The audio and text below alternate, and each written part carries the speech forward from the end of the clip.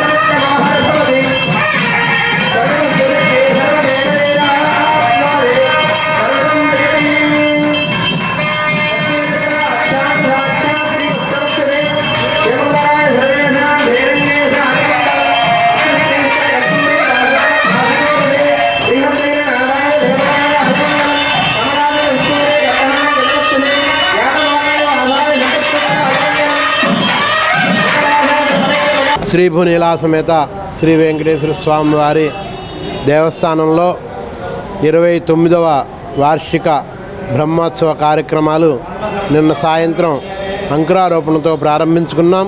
ఈరోజు ఇప్పుడు ఉదయం అంతా కార్యక్రమాలు జరిగినాయి. నిత్య హవనము, ద్వారతోరణ కుంభావాహనము, అనంతరం హవనము, అగ్ని ప్రతిష్ఠ, గరుడాంగ హవనము, గరుడ హవనము జరిగింది. ఇప్పుడు స్వామివారి ధ్వజారోహణం గరుడ పటాన్ని ఆవిష్కరించబోతూ ఉన్నాం.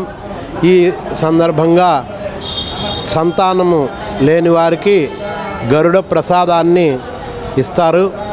ఆ ప్రసాదాన్ని తీసుకుని సంతానం లేని వారు సంతానం పొంది స్వామివారి అనుగ్రహాన్ని పొందుతారు. ఇది మనకు తరతరాలుగా వస్తున్నటువంటి ఆచారము.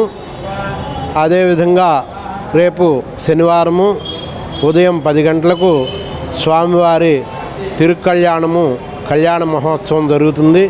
అదే రోజు సాయంత్రం 7 గంటల నుంచి దివ్య రథోత్సవం జరుగుతుంది.